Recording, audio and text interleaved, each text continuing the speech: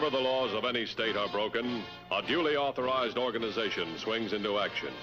It may be called the state police, state troopers, militia, the rangers, or the highway patrol. These are the stories of the men whose training, skill, and courage have enforced and preserved our state laws.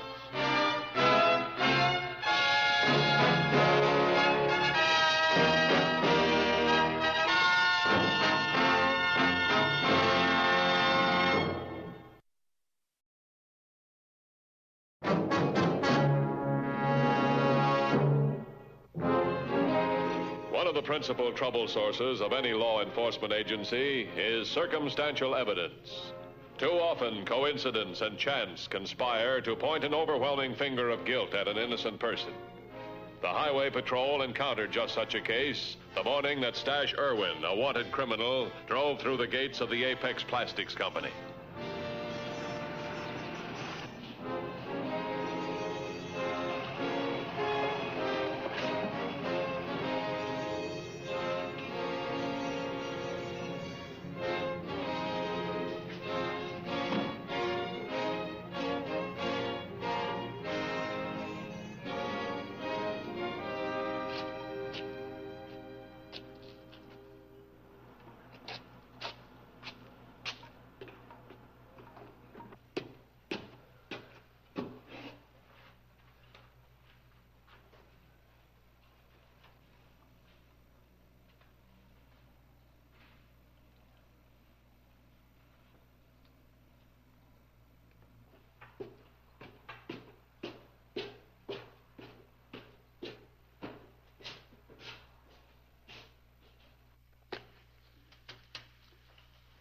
Not one word.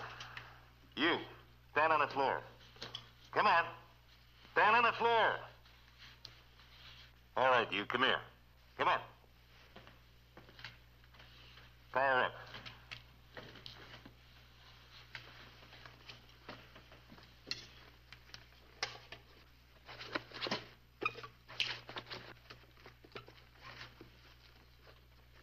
Her ankles, too.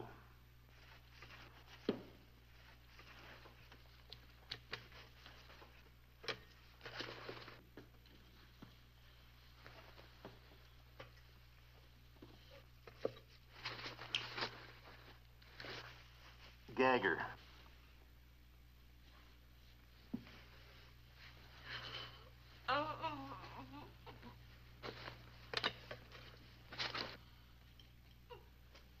Okay, around the back.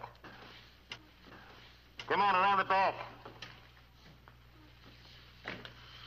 Turn around. Turn around!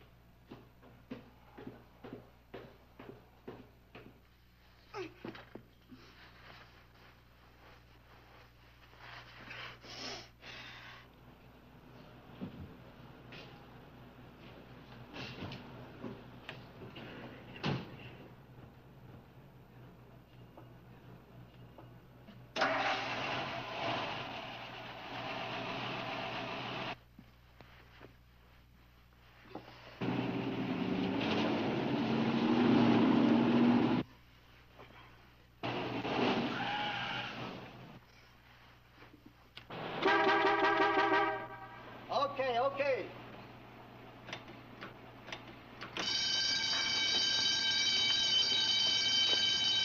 All right, mister, pull it up there. You have to wait now.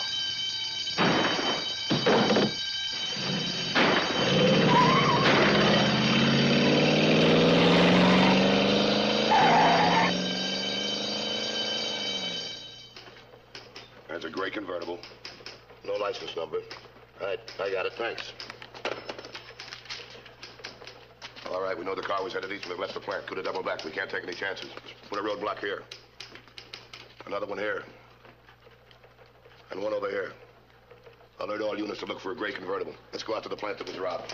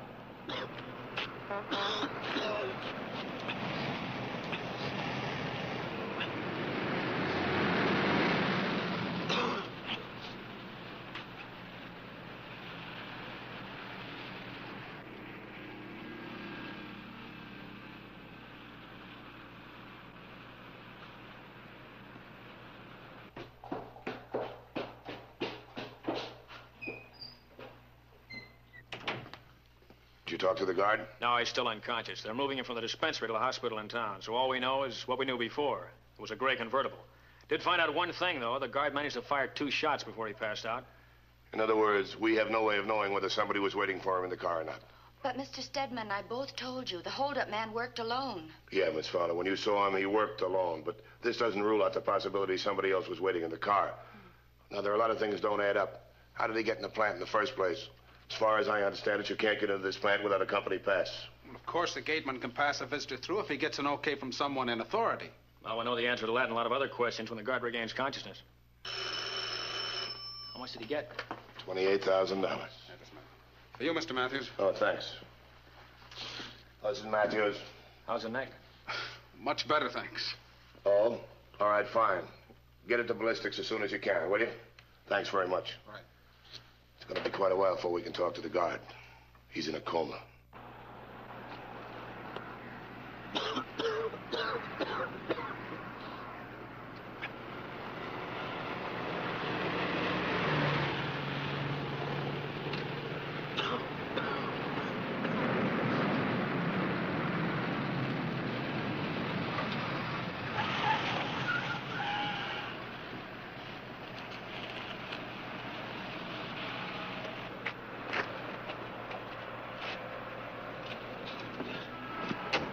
Somebody sure left you stranded out in the middle of nowhere. I can take you as far as Farnsworth. Suits me fine. You all right, buddy? It's nothing. Just a cold. Sure you're okay? It's nothing. Let's go.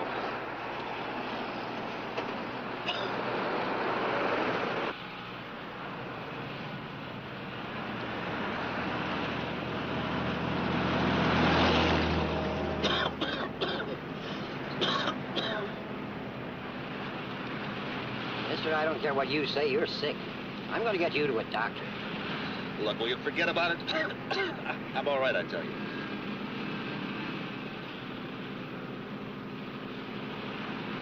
Okay. So now you know. Just keep driving. From now on, you're my personal chauffeur. Look, take the car, why don't you? Just let me go. No dice. I need you to jockey me around. When you're finished with me, how do I know you won't kill me? You don't, Al. You don't.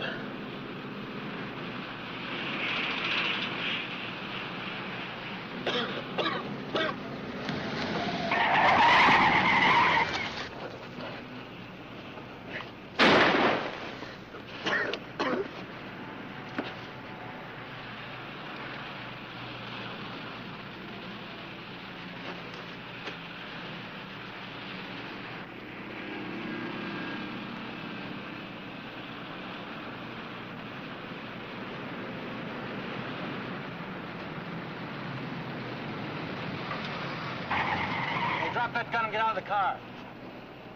Drop that gun. Turn around. Put your hand on top of your head. Oh, am I glad to see you? I'll bet you are. You expect us to believe, Mr. Siddons, that Irwin, badly wounded, was on the highway trying to hitch a ride? Yes, that's what I expect you to believe. You also expect us to believe that by a strange coincidence, you, an employee of Apex Plastics, the plant that was robbed this afternoon, gave Irwin a ride, coincidentally in a gray convertible. A gray convertible that's been identified as the car driven by the persons or persons who shot the guard. Can I help it if there's so much coincidence? It's the truth, I tell you, every word. I never saw Irwin in my life before I picked him up on the road. Why, I wasn't anywhere near the plant when the robbery occurred. No? Where were you then? I told you. I went house hunting. Drove around, looking at homes. Did you go back to the plant? No, I didn't. I had no reason to. 28,000 is a pretty good reason. I'm innocent, I tell you. I don't know why you keep hammering at me. It's easy enough to check my story. Ask him, why don't you? Ask Irwin. He'll verify what I'm saying. He'll tell you how it was. If Irwin does any talking, it's going to be to a higher court than the one that tries you. What do you mean? Irwin's dead, Mr. Siddons.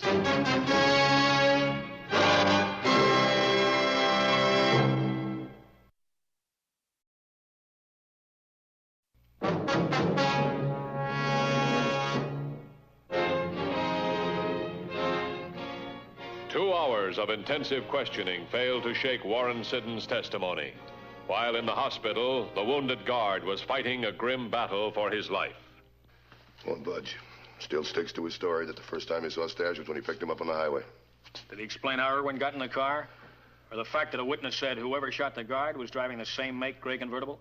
Well, assuming that there were 2 great convertibles, it's possible maybe something went wrong with Stash's car and he had to get rid of it. You really believe that?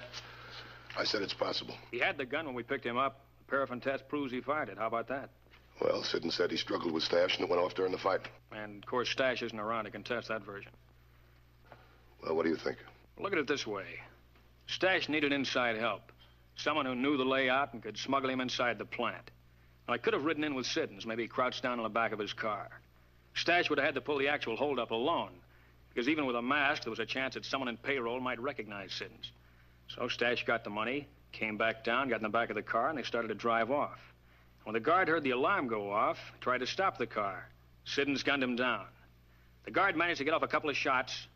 As he did, Stash had reared up to see what was going on and caught a slug. The rest we know. And the money? Well, they probably ditched it somewhere before running into the roadblock. Plan to come back and pick it up later. Yeah, that makes sense. There's only one thing. What's that? No matter how much circumstantial evidence we've got, he's innocent until proven guilty. We've got to build a case against him which leaves no room for doubt. That means a complete check of his story, step by step against the facts. That's right. Now, the area where Siddons claimed he picked up Stash Irwin, have it gone over. Tell all units to fan out. Keep their eyes open for any sign of the car or the money.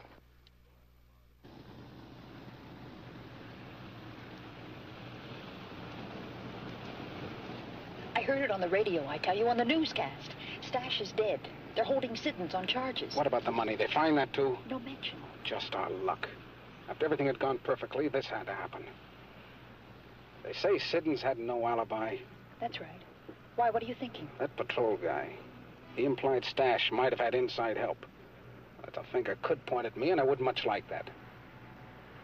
Since Siddons is already in the fire, maybe you and I had better do what we can about making sure the police don't run out of coal. Yeah, it's the spot, all right. Siddons was definite about that sign when he picked Stash up. And a car should be right around here if there was a car. Stash couldn't have walked very far in his condition. Yeah, that's right. Have the men keep checking. Tell them to spread out and check further up the road. If you want me, I'll be at the Apex plant.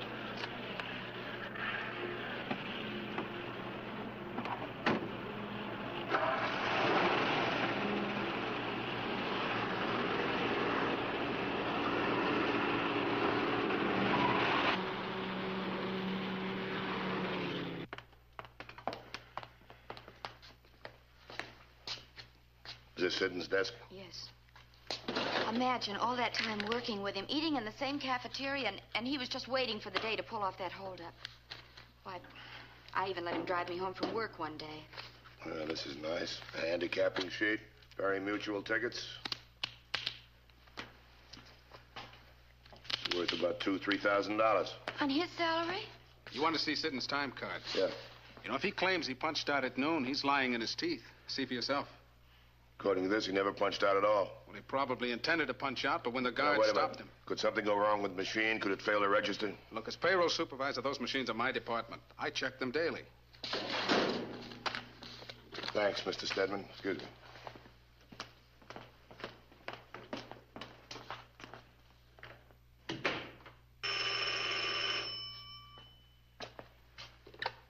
Hello? Relax, honey. I just wanted to tell you it's okay. I was able to get into our friend's house. Everything's taken care of. Not one thing you've told us is checked out. Not one. The investigation failed to turn up any trace of the missing money or another gray convertible. Then there's this matter of your time card here. I don't understand that. I distinctly remember punching out. These were found in your desk. It's a lot of dough to spend on horses with your income. Oh, I don't know how they got there. Somebody must have put them there by mistake.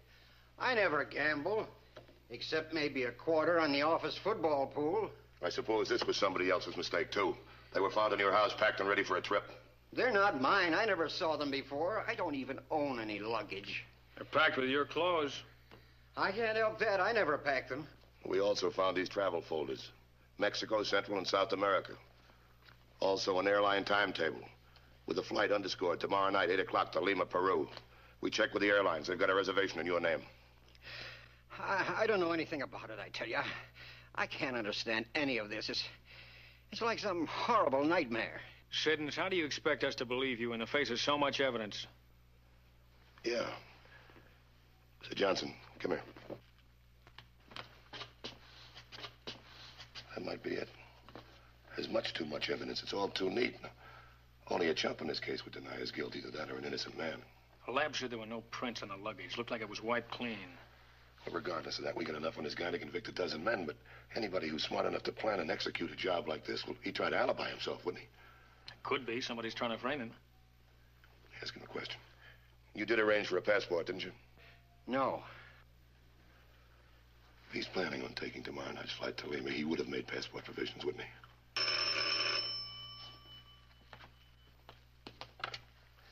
Matthews. What? When was this? All of it? Are you sure? Right, thanks. They found the money. It was in a culvert about 3 miles away from where Siddons said he picked up Irwin. They also found the gray convertible. Gas tank was punctured and the front seat was covered with blood. Well, that puts you in the clear. Sorry we had to put you through the ringer like this. I know how it must have looked, all that coincidence. Now we've got to find the guy who was trying to frame you. Frame me? I don't understand. If there's anything I can do, just let me know. But why should anybody want to frame me? Well, there's only one reason I can think of. They want to set you up as a patsy.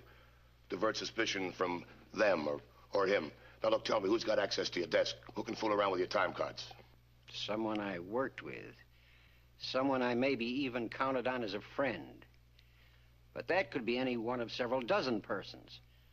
How'll you know which is guilty? If we catch him, he'll tell us. Greed's trapped a lot of guys, you know. How do you mean? Well, right now, we're the only ones that know that the $28,000 has been recovered. Now, with your help, we'll use it as bait. That and you. I've got a personal axe to grind here. This day's experience has aged me 10 years. Somebody's going to pay for that. Look, Mr. Siddons, I've got an idea. I just heard it on the radio. They found Stash's car. The police are convinced now that Siddons was involved, but not actually involved in the holdup and shooting. They let him out on bail. He'll be back in after his trial. With all the evidence we planted, he doesn't stand a chance of beating the rap. But he's out now. So, what are you building? The money. They still haven't found the money. $28,000, and it's just like the earth swallowed it up. Look, Stash is dead. Now, the only other person in the whole world who might give us a clue to where that money is Warren Siddons. The cops already grilled him. If he knew anything about the money, he would have told them. Maybe not. They aren't such mental giants, those cops. Maybe they overlooked something. Maybe. Look, all I know is we took a lot of chances to get that money, went to an awful lot of trouble. I think it's worth taking a few more risks. I can't question him. He knows me. He doesn't know me.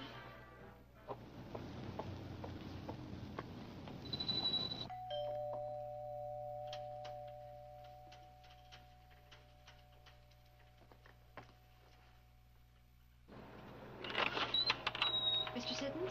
I'm Margaret Mason, Mr. Siddons, the Cornwall Insurance. The Apex Plastic Company is one of our clients. I'd like to talk to you if I may. Please come in.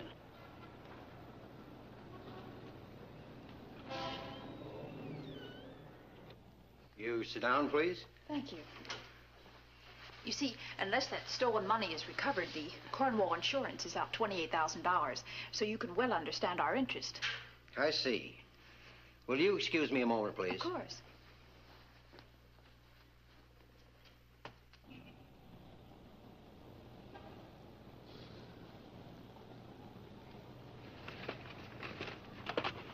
That's it. 2150 to headquarters. 2150. Go ahead. Contact DMV. Get me a 28 and a 29 on license number 2 X-ray 49010. Repeat, 2 X-ray 49010. 10-4? 10-4, 2150. Mr. Siddons, did Mr. Irwin ever get out of the car? You know, he might have found an opportunity to hide that money if he did. Yes, we stopped near a culvert about 20 miles from Farnsworth.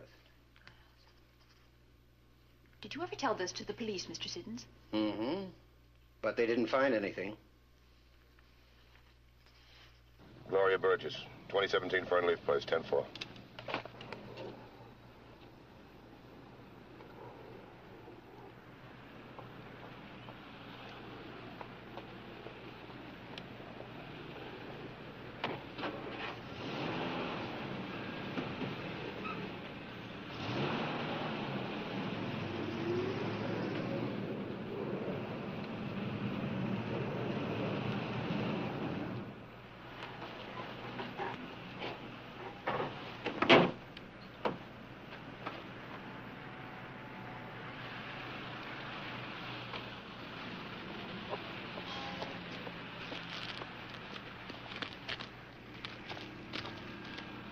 Checked the culvert, but they didn't find anything.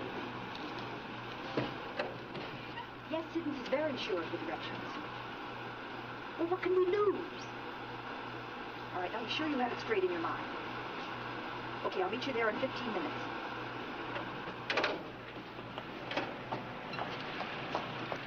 Miss Burgess, you're under arrest.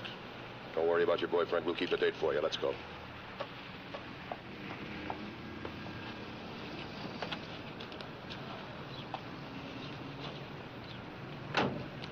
We'll drop her off at the county jail on the way. Strange place to check the payroll. Don't be stupid, you're covered. Get your hands up. Look, I was only trying to help. I thought you may have missed something. Yeah, sure, I bet you did. That's what Miss Burgess thought, too. Okay, take him away.